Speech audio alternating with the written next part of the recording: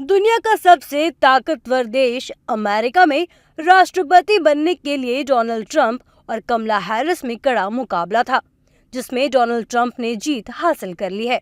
Republican party के उम्मीदवार Donald Trump ने कड़े मुकाबले में डेमोक्रेट पार्टी की उम्मीदवार कमला हैरिस को हरा दिया है। अब डोनाल्ड ट्रंप अमेरिका के 47वें राष्ट्रपति बनेंगे। ट्रंप 20 जनवरी 2025 को राष्ट्रपति पद की शपथ लेंगे। इससे पहले वो अमेरिका के 45वें राष्ट्रपति रह चुके हैं। आइए अमेरिका की पूरी चुनावी प्रक्रिया को समझते हैं। भारत की तरह अमेरिका भी एक लोकतांत्रिक देश है, लेकिन यहाँ के राष्ट्रपति चुनाव भारत से काफी अलग होते हैं। लोग वोटिंग तो करते हैं, लेकिन अपने देश का राष्ट्रपति खुद नहीं चुनते हैं। वहीं राष्ट्रपति पद का प्रत्याशी बनने के लिए भी यहाँ उम्मीदवारों को चुनाव जीतना होता है। तो आखिर कैसे होता है अमेरिका के राष्ट्रपति का चुनाव? आइए हम आपको इसकी पूरी प्रक्रिया समझाते हैं।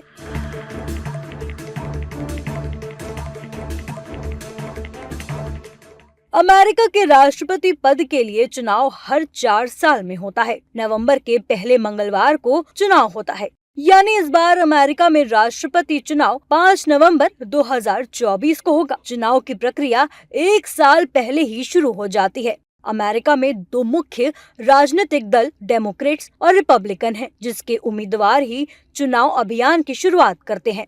इस अभियान में अलग अलग दलों के कई उम्मीदवार भाग लेते हैं और पैसा जुटाने के लिए रैली करते हैं। इसके बाद डेमोक्रेट और रिपब्लिकन उम्मीदवार टीवी पर बहस करते हैं। चुनाव के कई चरण होते हैं। चुनाव का पहला चरण प्राइमरी और कॉकस। चुनावी साल में जनवरी से जून के बीच ये प्रक्रिया होती है। पहले चरण में राजनीतिक दलों के राष्ट्रपति पद के उम्मीदवार का चुनाव किया जाता है। इस प्रक्रिया के 2 मुख्य भाग हैं, प्राइमरी और कॉकस। प्रत्येक व्यक्तिगत राज्य को प्राइमरी या कॉकस की अनुमति होती है। कुछ राज्य दोनों भी करते हैं। इस राज्य में पार्टियों के स्थानीय सदस्य चर्चा के बाद वोटिंग करते हैं और अपने प्रतिनिधि चुनते हैं। ये प्रतिनिधि पार्टी के राष्ट्रीय सम्मेलन में किसी विशेष उम्मीदवार के लिए वोट करते हैं। दूसरा चरण नेशनल कन्वेंशन। प्रत्येक पार्टी राष्ट्रपति पद का अंतिम उम्मीदवार चुनने के लिए नेशनल कन्वेंशन आयोजित करती है। इस चरण में प्राइमरी और कॉकस के दौरान चुने गए प्रतिनिधि अपने पसंदीदा उम्मीदवारों का समर्थन करते हैं। सम्मेलनों के अंत में प्रत्येक पार्टी से राष्ट्रपति पद के उम्मीदवार का ऐलान होता है। इस नेशनल कन्वेंशन में राष्ट्रपति पद का उम्मीदवार अपने लिए एक उपराष्ट्रपति पद का उम्मीदवार चुनता है। इसके बाद राष्ट्रपति पद के उम्मीदवार लोगों का समर्थन जीतने के लिए प्रचार और डिबेट करते हैं और जनता को अपनी योजनाओं और नीतियों से अवगत करवाते हैं। तीसरा चरण आम चुनाव। आम चुनावों में अमेरिका के हर राज्य के लोग वोटिंग करते हैं, लेकिन ये वोटिंग सीधे राष्ट्रपति या उपराष्ट्रपति चुनने के लिए नहीं होता है। वास्तव में वो एक ऐसे ग्रुप के लिए वोट कर रहे होते हैं जिन्हें इलेक्टर यानी निर्वाचक कहा जाता है।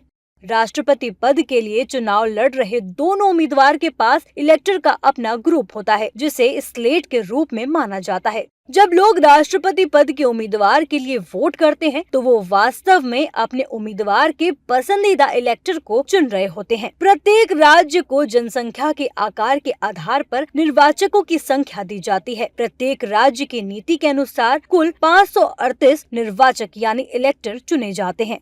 चौथा चरण निर्वाचक मंडल या इलेक्टोरल कॉलेज।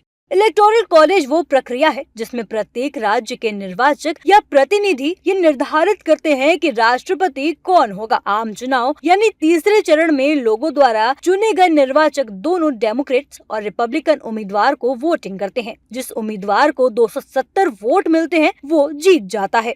पांचवा चरण इनॉग्रेशन डे यानी उद्घाटन दिवस।